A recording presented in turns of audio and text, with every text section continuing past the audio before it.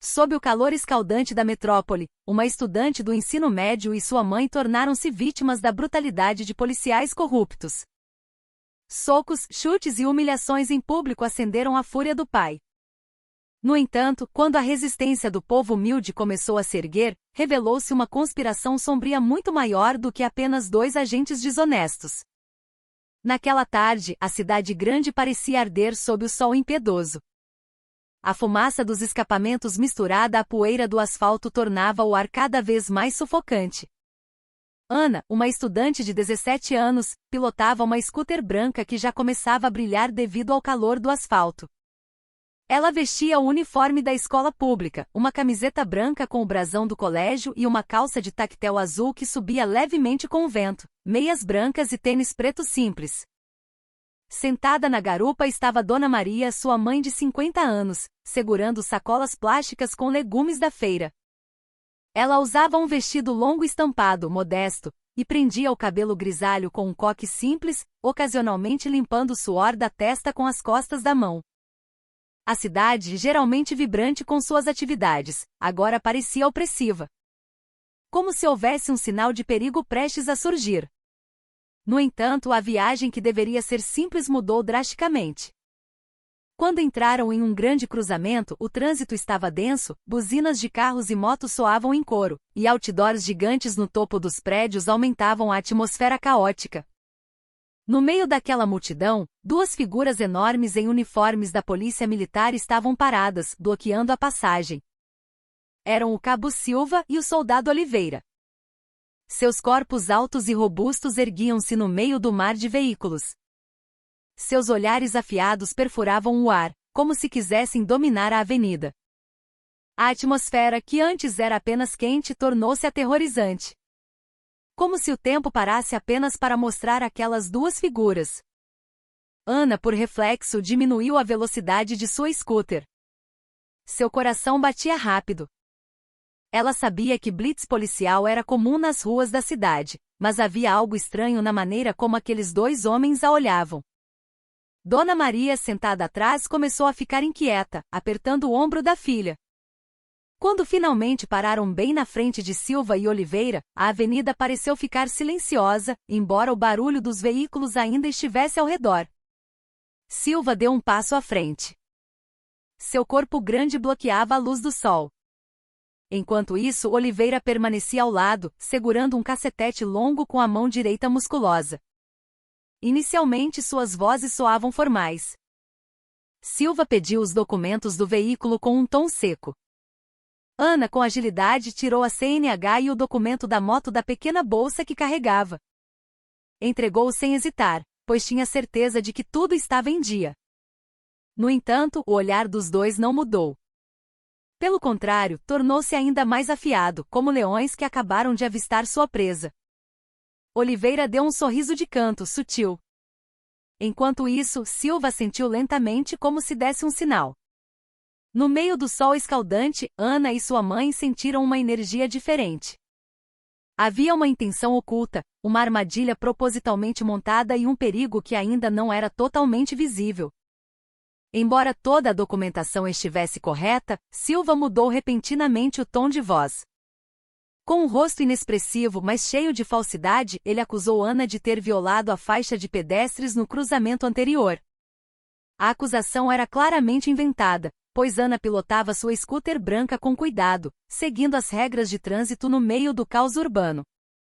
O rosto de Ana ficou vermelho não de vergonha, mas de raiva e confusão ao enfrentar a calúnia lançada por aquele homem fardado.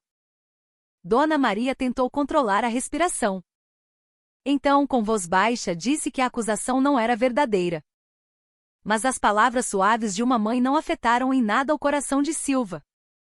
Seu olhar tornou-se ainda mais cínico, como se desfrutasse da ansiedade das duas. Oliveira, que estava parado não muito longe, logo aumentou a tensão com uma voz alta que ecoou pela avenida urbana. Ele gritou ordenando que Ana e sua mãe descessem da moto. Sua voz cortou o ar quente da tarde, fazendo com que alguns motoristas que passavam olhassem confusos. Alguns diminuíram a velocidade. Outros aceleraram suas motos, com medo de ficarem presos em problemas. A situação, que antes parecia apenas uma blitz comum, de repente transformou-se em um espetáculo, e a apreensão se espalhou para cada par de olhos que assistia. Ana ficou em silêncio por um momento. Seu coração disparava. Ela usava sua camiseta branca de uniforme e a calça escolar balançava com o vento quente da cidade, enquanto seus tênis pretos pareciam pesados no asfalto fervente.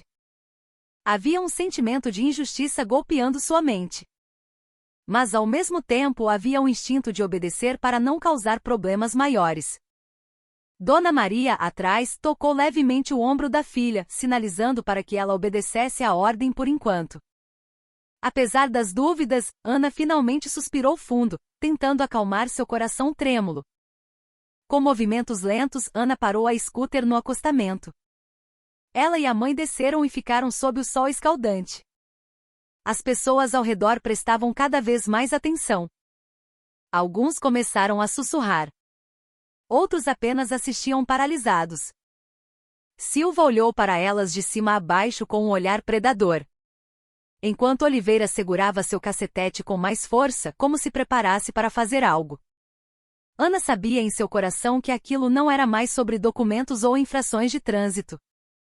Havia um perigo maior à espreita, e aquela tarde era apenas o começo de algo muito mais terrível. Assim que a scooter de Ana estava totalmente sob controle deles, o rosto de Silva tornou-se mais cruel. Com um tom frio ele lançou a frase chocante: se quiser a moto de volta vai ter que pagar 2.000 reais. A voz soou clara no meio do barulho da cidade, fazendo com que alguns motociclistas que passavam olhassem com espanto. 2.000 reais por uma simples infração inventada era algo irracional. Soava até como zombaria. Ana sentiu o estômago embrulhar. Dona Maria, ao seu lado, ficou rígida sem acreditar no que acabará de ouvir. Maria olhou para a filha com os olhos cheios de confusão. Seu rosto parecia cada vez mais pálido. O suor escorria por suas têmporas. 2.000 reais não era uma quantia pequena para elas, que eram apenas uma família humilde. Maria sabia muito bem que aquele dinheiro era o sustento de um mês inteiro, que muitas vezes ainda faltava. Ela tentou falar, implorando por clemência com voz fraca, esperando que houvesse um pouco de compaixão no coração daqueles dois homens fardados. No entanto, o olhar de Silva tornou-se ainda mais aguçado, como se apreciasse o sofrimento delas. Ana permaneceu de pé sob o sol forte, embora seu coração batesse descompassado. Com seu uniforme escolar, ela parecia apenas uma estudante comum, não uma criminosa das ruas. Mas sua coragem surgiu de repente. Ela encarou Silva e Oliveira com olhos trêmulos, mas voz firme: nós não fizemos nada errado. Nós não vamos pagar essa propina. A frase saiu de seus lábios secos, mas tornou-se a última fortaleza de sua dignidade. A recusa fez a atmosfera ficar repentinamente tensa. Silva olhou para Oliveira. Os dois trocaram olhares com sorrisos frios e cheios de significado. Aquele sorriso não era apenas deboche, mas um sinal de que aquele era o momento que esperavam. A oportunidade de liberar a brutalidade que estava contida. No meio do caos da cidade grande, sob os olhares confusos dos cidadãos que começavam a se aglomerar, os dois agentes transformaram-se de aplicadores da lei em predadores prontos para atacar. Ana e sua mãe não enfrentavam apenas acusações falsas, mas também uma arbitrariedade muito mais aterrorizante. Oliveira, que desde o início estava com o rosto cheio de raiva, de repente balançou a mão em direção a Ana sem aviso.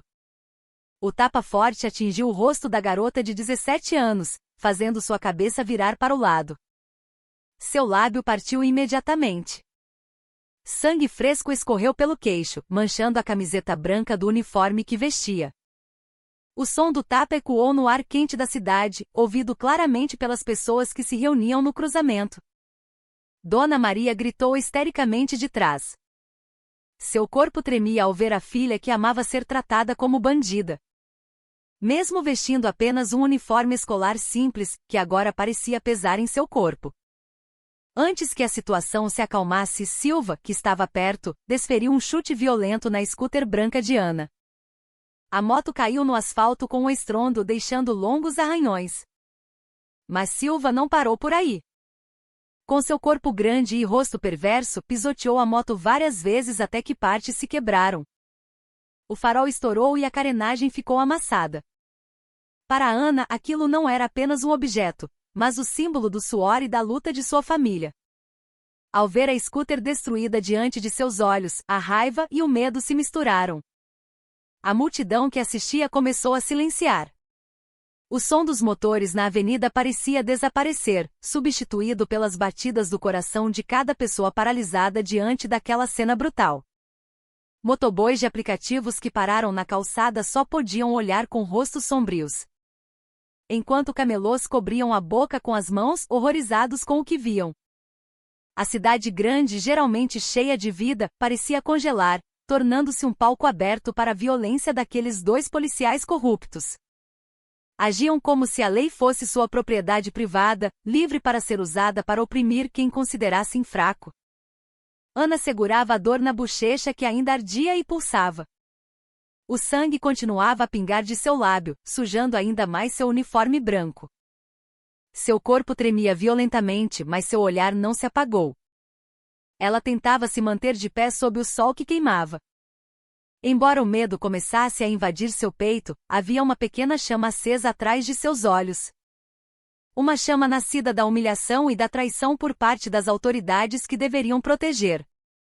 Ela sabia que era apenas uma estudante comum. Mas naquele momento, Ana começou a sentir que sua vida não poderia mais ser vivida curvando-se à tirania. Dona Maria, que até então só podia ver a filha ser agredida, finalmente não conseguiu mais se conter. Com o corpo trêmulo e rosto pálido, ela avançou. Agarrou o braço de Silva, implorando com voz rouca para que parasse de destruir a moto e de machucar Ana. A mulher de meia-idade demonstrava a coragem de uma mãe disposta a arriscar tudo. No entanto, a intenção sincera foi retribuída com crueldade. Silva, com seu corpo enorme e olhar frio, levantou a bota e chutou com força a barriga de Maria. O corpo frágil foi arremessado no asfalto duro, provocando um som de impacto que fez as pessoas ao redor tremerem de horror. Não parando por aí, Silva, estufando o peito, ainda levantou o pé novamente e pisou no corpo de Maria, que jazia fraca. A sandália simples que ela usava soltou-se, deixando seu pé exposto no asfalto quente da cidade. Gritos de dor saíram de sua boca. No entanto, nenhum cidadão ousou avançar para ajudar. Todos apenas assistiam como uma mãe que deveria ser respeitada, era tratada como lixo em público. A cena foi um tapa na cara da sociedade. A lei havia se transformado em ferramenta de opressão nas mãos de pessoas imorais. No mesmo instante, Oliveira sentiu que ainda não estava satisfeito com o tapa que dera em Ana. Com o rosto cheio de ira e um risinho de desprezo, ele balançou o cacetete que segurava com força em direção às costas de Ana. O corpo da estudante, que ainda estava de pé com o resto de suas forças, foi lançado para frente. O som da pancada do cacetete atingindo suas costas foi tão alto que todos que assistiam prenderam a respiração. Em um instante, Ana caiu no asfalto. Seu corpo ficou inerte. Seus lábios ainda sangravam do tapa anterior. A multidão paralisou de medo. Alguns cobriam a boca com as duas mãos. Outros viravam o rosto, incapazes de olhar.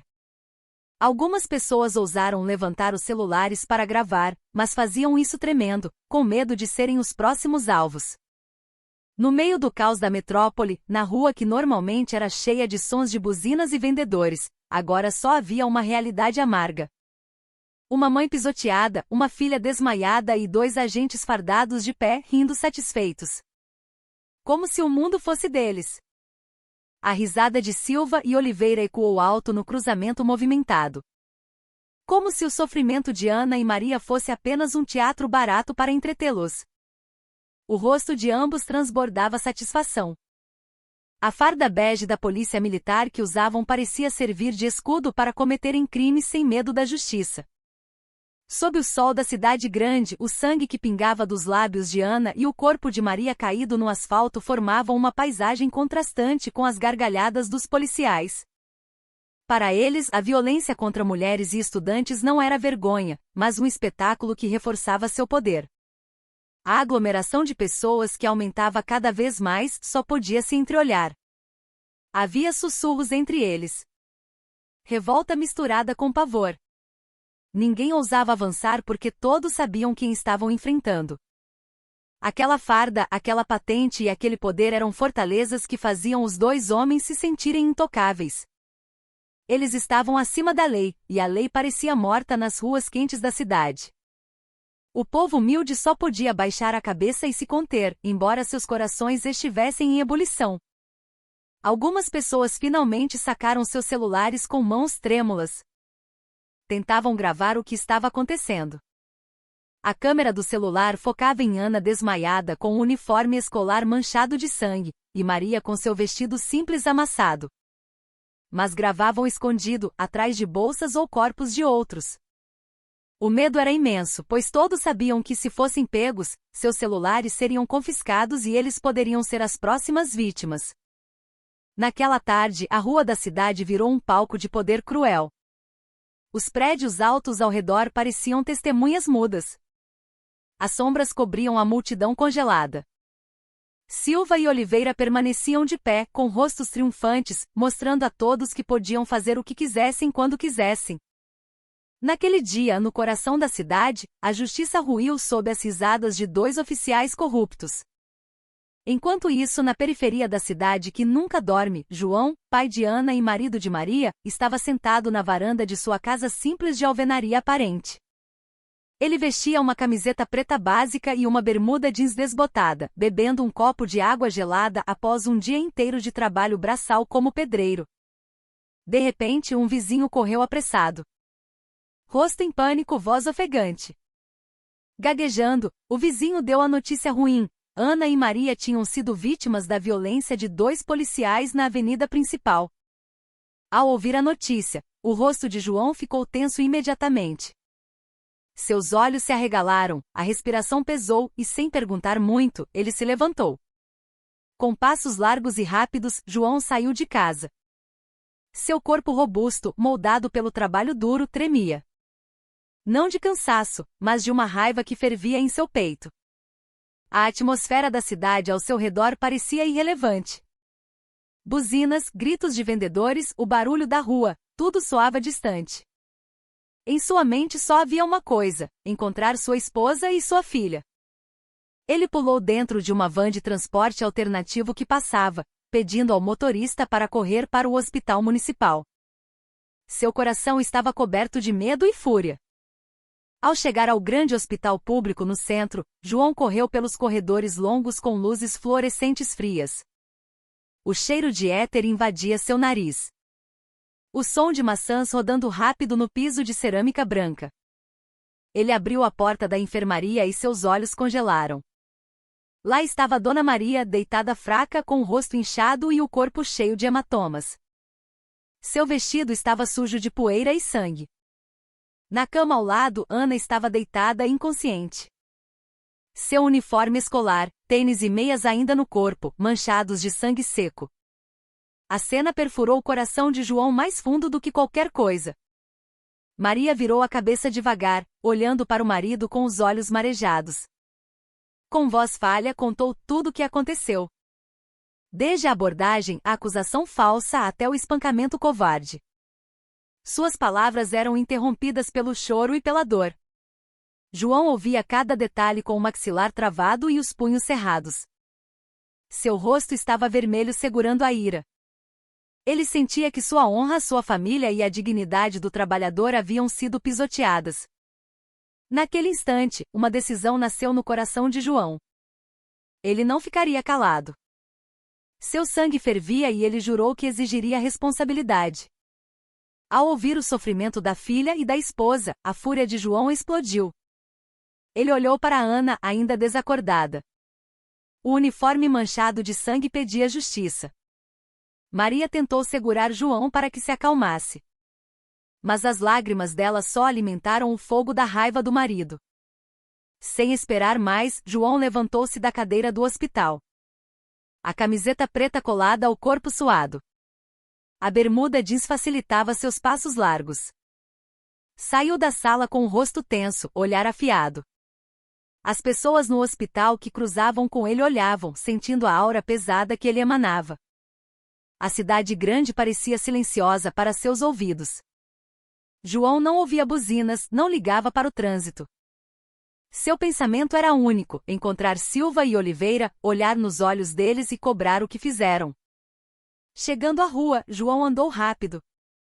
O sol da tarde queimava sua pele, mas ele ignorava. O suor escorria, misturado com a fuligem urbana. Ao longo da calçada, as pessoas olhavam para aquele homem de meia-idade com expressão furiosa. Ninguém ousava cumprimentá-lo. Cada passo de João ficava mais pesado, mas a brasa em seu peito só aumentava. Ele sabia que o que enfrentaria não era coisa pequena. Eram policiais, tinham poder. Mas João não temia. Ele não era mais apenas um pai, era o representante de uma honra esmagada. Finalmente o prédio da grande delegacia de polícia surgiu ao longe. O edifício pintado de cinza e azul erguia-se com grades altas e a bandeira do Brasil hasteada no pátio. Para muitos, símbolo de lei. Para João, agora parecia um ninho de podridão, onde dois lobos fardados se escondiam. Com o peito estufado, João se aproximou do portão. Sua raiva não podia mais ser contida. Seus passos pararam em frente à delegacia seccional no centro da cidade. O prédio parecia imponente, com a placa Polícia Civil bem visível. Viaturas estacionadas. Mas por trás da formalidade, João sentiu algo ruim. Entrou no saguão movimentado, procurando as duas figuras que dominavam seus pensamentos, Silva e Oliveira. Mas as mesas deles estavam vazias. Parecia que tinham sumido de propósito. A frustração aumentou. Perguntou a outros policiais, mas recebeu respostas vagas. A raiva de João queimava. Ele estava no meio do atendimento, respirando ofegante. A delegacia, que deveria ser local de justiça, parecia um labirinto de mentiras. Quando sua emoção quase explodia, passos pesados se aproximaram. Um homem corpulento de alta patente apareceu com rosto calmo e sorriso fino. Era o delegado Costa. Uniforme impecável, distintivo brilhando. Cabelos grisalhos, olhar indecifrável. "O que houve, cidadão?", perguntou com voz falsamente amigável. João o encarou com dor. Com a voz trêmula, contou tudo. Como Ana foi esbofeteada, como Maria foi chutada, a moto destruída. Palavra por palavra, segurando o choro. O delegado Costa ouviu com rosto sério, anotando mentalmente. Ocasionalmente assentia, fazendo João pensar que havia simpatia ali. Quando João terminou, Costa suspirou e disse com tom grave que a polícia cobriria todas as despesas hospitalares. Parecia um alívio. Mas, para João, o tom era muito plano, a expressão muito calma. Havia algo errado. A promessa soava como um cala-boca para um pobre. João olhou fundo nos olhos do delegado. Atrás do sorriso, viu que não havia sinceridade. Do lado de fora, as sirenes continuavam. João ficou rígido. Ele queria justiça real, não dinheiro. Queria ver Silva e Oliveira pagarem. Saiu da sala com passos pesados. O corredor da delegacia parecia frio. A suspeita crescia em seu coração. Havia um jogo maior ali. E ele sabia que a tempestade estava por vir.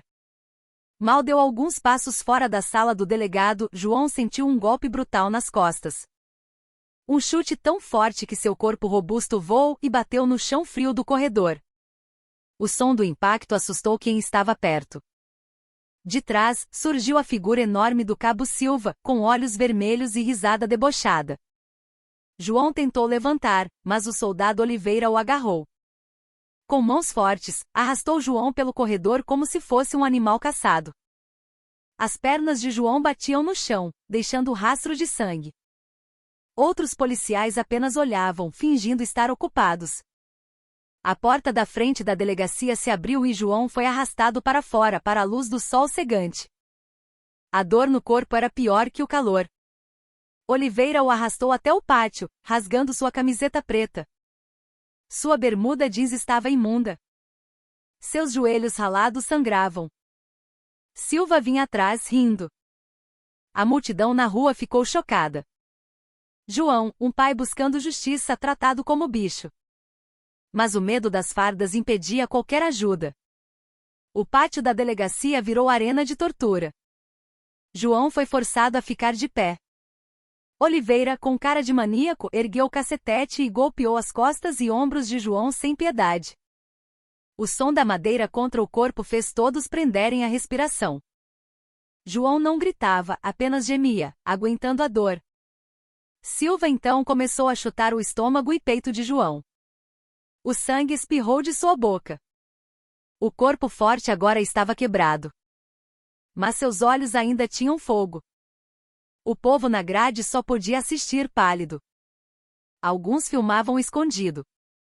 A rua ficou silenciosa. Como humilhação final, arrastaram João até o mastro da bandeira no pátio. Amarraram suas mãos com corda grossa, deixando-o exposto como um criminoso. Gritaram para a multidão: "Isso é o que acontece com quem desacata a autoridade." As palavras foram como chicotadas. Naquela tarde, no centro da metrópole, a lei foi humilhada e João virou símbolo do povo oprimido. Horas depois, no hospital, Ana acordou. Visão turva, corpo doendo. Ainda de uniforme sujo de sangue. A primeira coisa que pensou foi no pai. Perguntou à mãe. Dona Maria, chorando, contou que João tinha ido à delegacia sozinho cobrar justiça. O sangue de Ana gelou. Ela tentou levantar. Pai está sozinho lá, murmurou. Maria tentou segurá-la, mas Ana, movida pela força de filha, se soltou. Se aqueles monstros fizeram aquilo com elas, o que fariam com seu pai? Ana pegou sua bolsa, saiu cambaleando. A cidade cruel ainda não tinha terminado com eles. Os passos tropegos de Ana a levaram ao pátio da delegacia. Quando viu seu pai amarrado no mastro, coberto de sangue, camiseta rasgada, foi como um raio. A raiva pura substituiu a dor. Sem pensar, Ana correu em direção a Silva. Seu corpo pequeno de uniforme escolar moveu-se rápido. Em um instante, seu punho fechado voou e atingiu o rosto de Silva com toda a força. O estalo foi alto. A cabeça do policial girou. A multidão gritou em choque e apoio. Pela primeira vez, a coragem rompeu o medo. Oliveira tentou reagir, erguendo o cacetete. Mas Ana foi mais rápida. Com um chute preciso, atingiu a cabeça de Oliveira, que bateu contra o muro da delegacia. O gigante caiu. A multidão explodiu em gritos. Não era só pela coragem de Ana, mas pela raiva contida que finalmente saía. O povo viu uma estudante surrada enfrentar a brutalidade e vencer. Com as mãos trêmulas, Ana desamarrou o pai. João escorregou até o chão, ferido, sujo. Mas ao ver a filha, ele se ergueu com o resto de suas forças. Diante dele, Silva tentava se levantar. João, num surto de adrenalina, agarrou o corpo pesado de Silva e o arremessou contra o chão do pátio. O estrondo silenciou a todos. Silva gemeu, perdendo a arrogância. João, de pé no pátio, gritou com voz de trovão: "Nós não somos bandidos. Somos vítimas. Até o povo pequeno pode derrubar o poder tirano." A frase rasgou o ar da cidade. A multidão, antes com medo, agora invadia o pátio gritando apoio, cercando a delegacia. João, todo machucado, era o símbolo da revolta. De repente, alguém na multidão gritou que Silva e Oliveira não agiam sozinhos. Eram parte da milícia. Parte de uma máfia que controlava a cidade. O boato correu rápido. O delegado Costa era o chefe, o protetor do esquema. A multidão virou os olhos para a delegacia, acusando o delegado. O delegado Costa saiu tranquilo, farda impecável, distintivo brilhando ao sol. Sorriso frio. Começou a bater palmas devagar. "Bravo, muito bom", disse ele, sarcástico. No chão, Silva e Oliveira, mesmo quebrados, começaram a rir. Uma risada rouca e sinistra. Eles sabiam que o jogo era maior. A tensão explodiu quando, de trás da delegacia, ouviu-se o tropel de botas. O batalhão de choque saiu com escudos, capacetes e fuzis apontados para o povo. Cercaram o pátio. a esperança virou pesadelo. No centro do cerco, Ana de uniforme branco manchado e João de camiseta preta rasgada ficaram de pé, encarando as armas. A cena congelou ali. O fim ficou suspenso no ar, provando que a luta não era contra dois policiais.